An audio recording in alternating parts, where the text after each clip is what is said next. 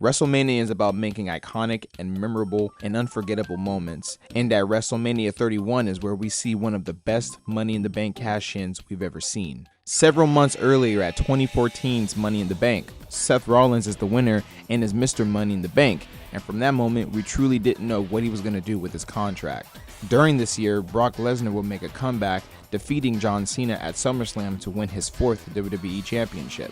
There's been many faces of the WWE, but when you think about who's the top guy of the company today, it's easy to say Roman Reigns. But he had to earn that place from the WWE Universe. But at first, he wasn't wanted. WWE had big plans for Roman as they wanted him to be the next face of the company, and they thought granting him opportunities that many superstars dreamed of would help win him over and instantly make us love him when it's more than winning a couple of championships. The best way to put it, they wanted to do on to Roman the same thing they did to Stone Cold, where he wins the Royal Rumble, challenges the WWE champion, he wins, and everyone loves him, creating another memorable champion at WrestleMania, where the opposite happened.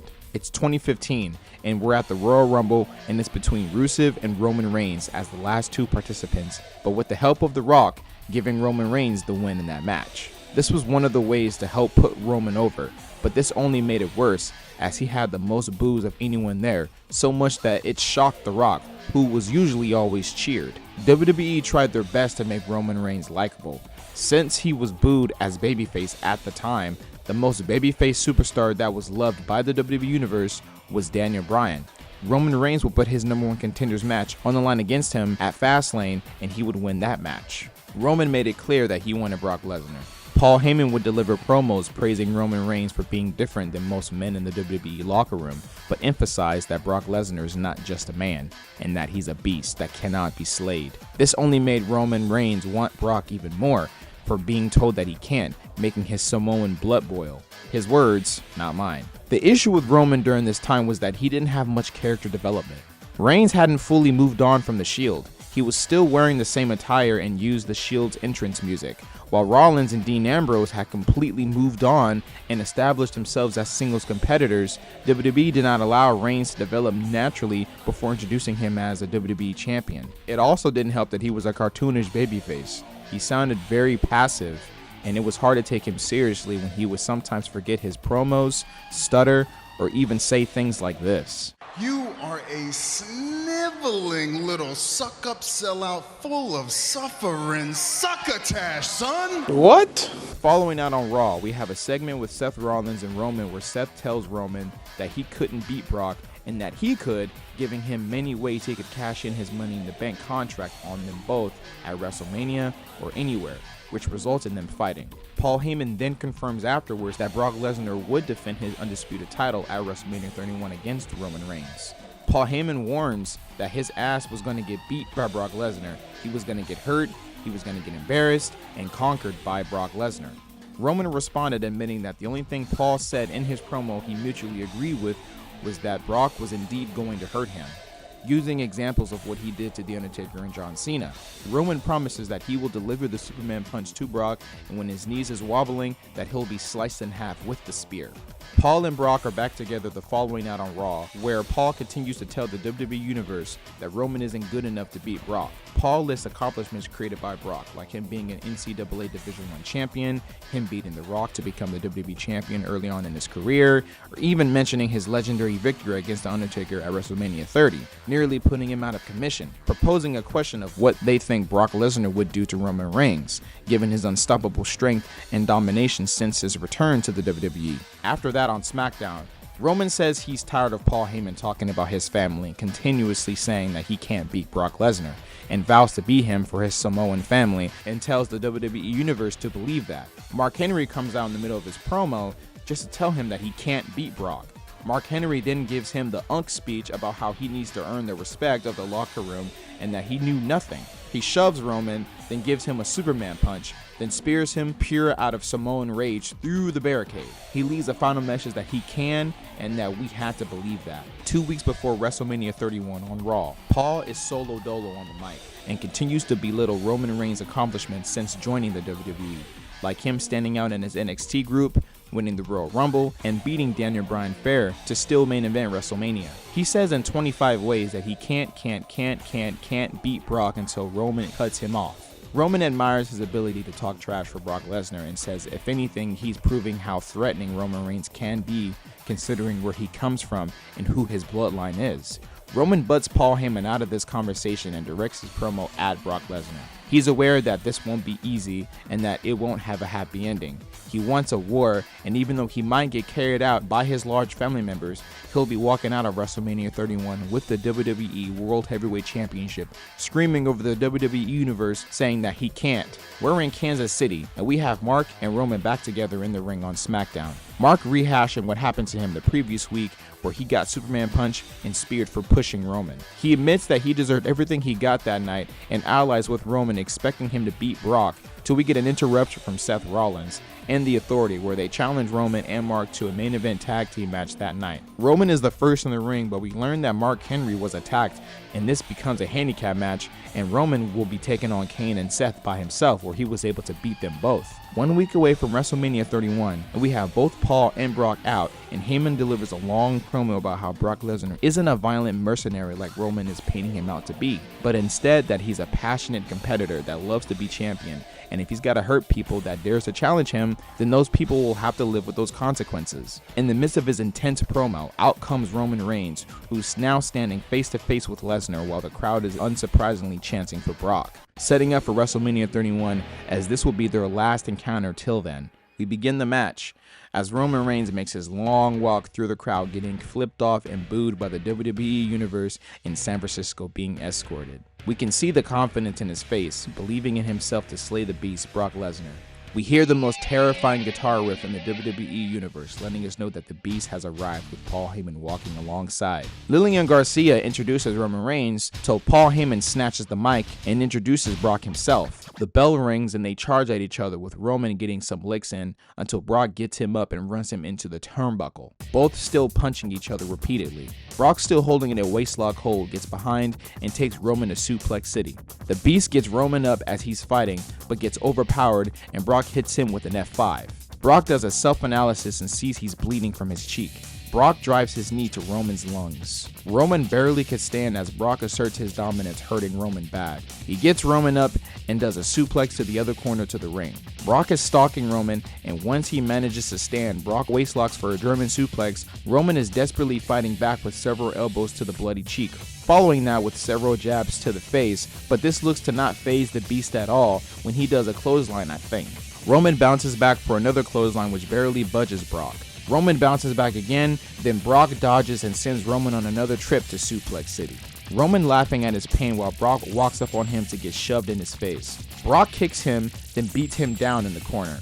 He gets Roman on his feet and does another German suplex. Roman is dizzy and can't hit Brock while he dances around him. Roman gets kicked in the hamstring, then Roman returns a hard right hand to the face of the Beast, following with a second right hand. Brock stops with a knee to the gut. Roman goes to Suplex City, Roman barely on his feet, till Brock kicks him again in the stomach. Staying on top, Brock knees Roman in the gut 2 times. Before he could reach the turnbuckle, Brock grabs him and hits another Suplex City. Weak, he's trying to pull himself up, but Brock comes and calculates a knee to the chest again. Brock brings him to the center of the ring, then picks him up and drops him on the first rope. Brock then delivers several powerful knees to the face and chest area, putting them in the orange stage of pain. Lesnar runs the ropes. He hits Roman with a running forearm, sending him flying to the barricade. Beating the 10 count, Roman is hanging on the apron weak. Capitalizing, he runs the ropes but gets a knee to the face, which stops him completely. Following that with another, stunning the Beast. Roman gets in position and kicks Brock in the face and continues to kick him till Brock catches his foot, then hits Roman so hard with a clothesline, sending him falling hard. Brock follows him outside, throws a knee, then tosses Roman back into the ring. Brock gets him up and hits him with a 7th powerful suplex, sending him outside the ring again. Roman crawling to the ropes as Brock is pulling him up. He's barely standing, then Brock hits a belly-to-belly suplex back into the ring. Brock picks up Roman, gets him up and hits Roman with a second F5. He goes for the pin and surprisingly kicks out. Brock gets serious, taking the gloves off, stands over Roman and pimp slaps him, grabbing him by the hair for another slap to the face. Brock slaps Roman for the 3rd time, then Roman is asking for more. Ask and you shall receive, getting the 4th one. Roman is laughing at his pain again as Brock picks him up and drops him off at Suplex City again. pure rage, picks him up and hits him with a 10th suplex city. Picks Roman up again, hits a third F5. Brock goes for the pin, and Roman isn't done yet. Brock is frustrated and confused. Usually all it takes is one F5 to get the job done, but Roman's not giving up. Brock is up first, grabs Roman and manhandles him and throws him out the ring. Brock Lesnar is outside too, gets Roman on his feet. He's in position toward the ring post, then runs towards the post, but Roman stops and sends Brock headfirst into the post, busting him open, putting his head in the red stage of pain. Roman manages to roll back into the ring while Brock can't even stand up straight, losing more blood. Brock barely beats the 10 count, rolling himself into the ring. Brock is seeing the entire Milky Way right now, while Roman is waiting, setting up for the Superman punch. Brock finally stands, then Roman connects with the first Superman punch of the match, but didn't knock Lesnar down. Roman with another Superman punch that only pushed Lesnar back, still not on the ground, barely standing. Roman about to do it for the third time, so Brock dodges the punch and gets behind him for another suplex city, and Roman is fighting to stay ahead with elbows to the face, following with several headbutts.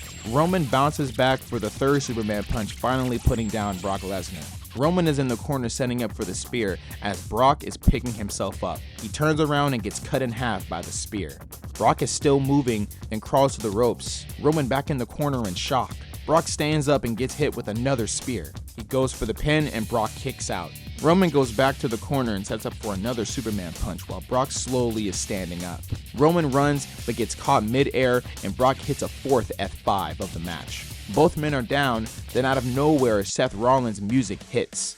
Seth with his gold briefcase is sprinting to the ring while the WWE Universe is going mad, hands his contract to the ref and cashes in, turning this into a triple threat match for Brock's WWE World Heavyweight Championship. The bell rings and Seth rolls Roman out the ring. Brock is crawling away from Seth as he goes to the corner setting up for the curb stomp. Brock is in position, then Seth hits him with the curb stomp. Brock can barely move as Seth is in the corner again to hit it a second time. Seth runs, then Brock springs up and gets Seth up for the F5 until Roman hits Brock with the spear, with Seth flying right off. Seth is on his feet, then hits Roman with a curb stomp, goes for the pin, and wins the entire match. WWE title in hand as he runs out the ring to the top of the stage, pulling off the first Money in the Bank WrestleMania cash-in, standing victorious over Roman Reigns and Brock Lesnar. The match was alright. Brock Lesnar was a complete powerhouse, showcasing his dominance with repeated suplexes and UFC-like attacks, easily having the edge over Roman majority of the match. Even though the board of directors went out of their way to shove Roman Reigns down our throats, you have to admire his resilience.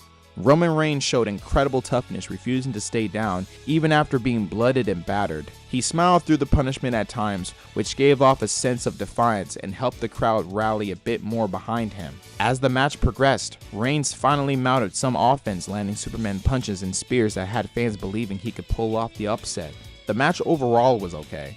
It wasn't until the end where things really start to get good, starting with Brock Lesnar desperately trying to end the match, spamming German suplexes, in addition to Roman hitting back-to-back Superman punches and spears. When they were both at the end of their rope, Seth Rollins ran to cash in his Money in the Bank contract, officially turning this singles match into a triple threat match. In a shocking finish, Rollins capitalized on the damage both men had inflicted on each other, hitting a curb stomp on Reigns and pinning him to steal the championship. The crowd was not fully behind Reigns as the company's chosen babyface, and without Rollins, the ending might have been less well received.